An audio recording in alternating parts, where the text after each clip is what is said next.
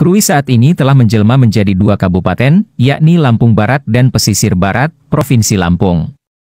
Dan kemarin 22 April 2022, Kabupaten Pesisir Barat baru berulang tahun ke-9. Tentu dalam catatan sejarah kekinian masih muda usianya. Tapi sebenarnya, Krui sendiri memiliki catatan panjang sejarahnya, meski peradaban Krui sendiri sangat sedikit dicatat, tapi dalam berbagai catatan marga-marga yang di Krui, rata-rata mereka menempati wilayah Krui pada abad 12. Karena menurut Tambo marga-marga tersebut, rata-rata mereka sudah 17 generasi bahkan ada pula yang mencapai 23 generasi.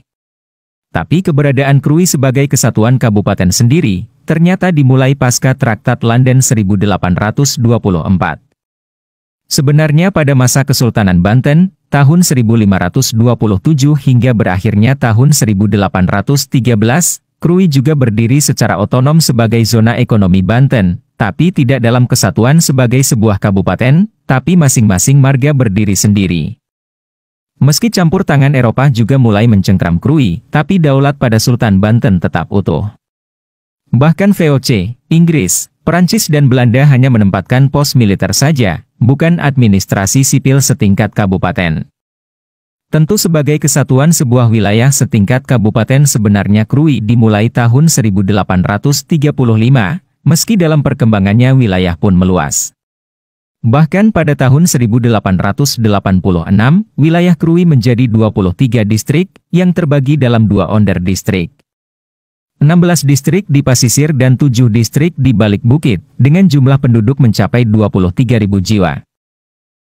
Ada lagi catatan tentang Krui, yang dimuat di koran, The Lokomotif, 22 Mei 1926, yang ditulis oleh istri kontroler Krui A. Bert dengan judul, Dagen van Lief en Leed, atau Hari-hari yang penuh suka dan duka.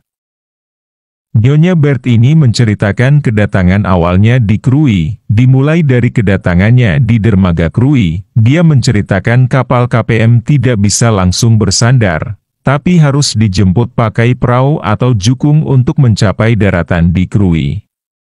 Di pelabuhan Krui, dia menggambarkan dermaga Krui ini adalah sepasang dermaga beton yang dilindungi bukit berbatu yang menjorok ke laut, bukit selalu mungkin yang dimaksud, dan di bukit itu terdapat mercusuar.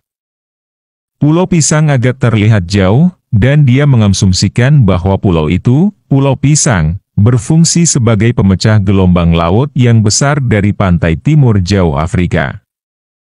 Dari dermaga, Nyonya Bert ini melintasin pemakaman kuno Inggris, dan rimbunan pohon cemara dan pohon kelapa, sebelum mencapai jalan utama yang di sana terdapat pusat perbelanjaan yang dinamakan pasar. Rumah-rumah sepanjang jalan utama sudah terbuat dari batu dan pemakaian kayu yang bagus, meski sudah agak tua, karena rata-rata dibangun pada masa Inggris. Rumah mereka digambarkan oleh Nyonya Bert, berada keluar dari jalan utama, di posisi sudut, dan ada jalan kuda jalan setapak. Rumah yang akan ditempatinya adalah dibangun masa Inggris. Meski sudah tua, tapi terlihat masih indah. Di belakang rumahnya, ditulis Nyonya Bert, terdengar jelas deburan ombak laut, kemungkinan rumahnya, sekarang sekitar kantor DPRD Kabupaten Pesisir Barat. Bert, suaminya, sering menghabiskan waktunya hingga senja hari di hutan dekat rumah mereka. Nyonya Bert juga menceritakan turnya menyusurin jalan-jalan di Krui.